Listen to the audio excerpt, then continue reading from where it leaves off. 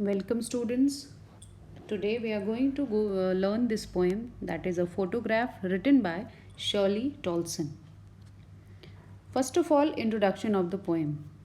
The poem describes the poetess Shirley Tolson's feelings about a photograph of her mother when her mother was around 12 years or so. The poet reminisces over the photograph with a heavy heart. She becomes sad as she feels that, unlike the nature which is immortal, the human life is ever changing, short lived, and mortal. Now the poem begins, the stanza wise explanation. The cardboard shows me how it was when the two girl cousins went paddling. The narrator says, the cardboard, the photograph shows me how it was, what it kind of feeling would have been when two girl cousins of my mother went to sea holiday with my mother, each one holding one of my mother's hands. And in the photograph which she was watching, each girl cousin was holding one of her mother's hands. All three stood still to smile through their hair. They all was there standing still, and their hair was on their faces, and they were smiling at the uncle with the camera, at the uncle who was clicking the photograph. A sweet face. She is calling her mother's face a sweet face.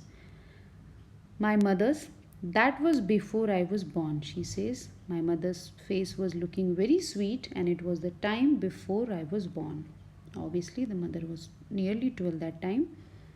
And the sea, which appears to have changed less, washed their terribly transient feet.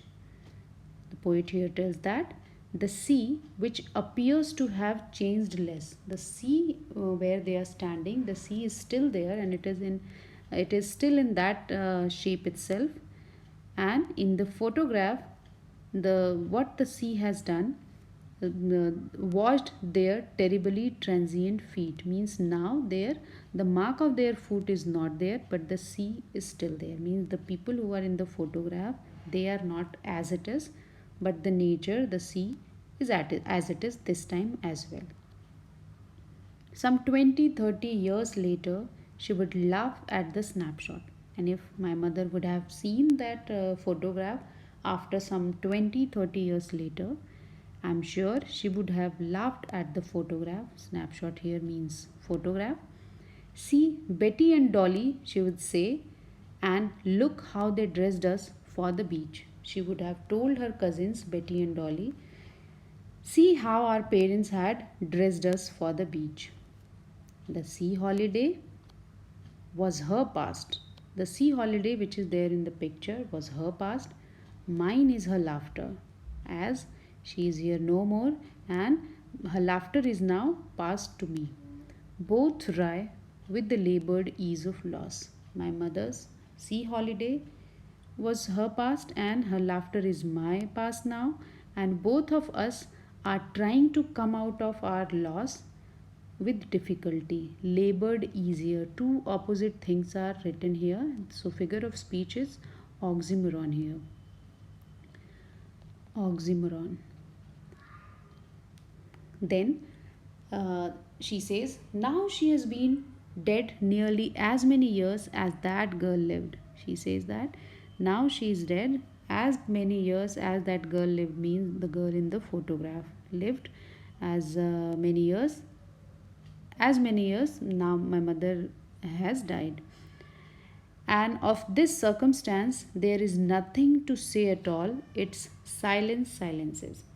She says that, and at this circumstance that I have lost my mother, I can't comment anymore, only it's silence silences.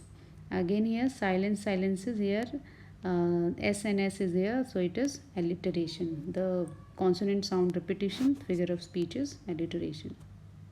That was all about the poem. Now comes the figure of speech thing. First is alliteration. Alliteration is basically the repetition of consonant sounds at the beginning of the two or more consecutive words. Whenever you find such things, suppose if I write black box, So I have B here at the beginning of black and B here at the beginning of box also. So B and B, it is alliteration. Examples of alliteration in the poem: stood still, through there, my mother, terribly transient, silence silences. Next figure of speech here is that is used is oxymoron, as I already said. Labored ease. Labored means difficulty, ease means easily. Another one is epithet, a phrase expressing a quality of a person or something, that is terribly transient. This quality is of the feet. They are terribly transient means they are not everlasting. Now we'll quickly go through the summary.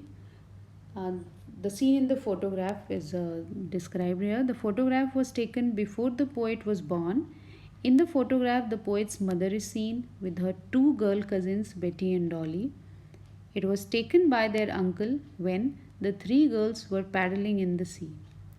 It shows her mother and the girls had sweet smiles on their faces. The girls were holding each of the mother's hands and were dressed in beach clothes they used to wear in those days.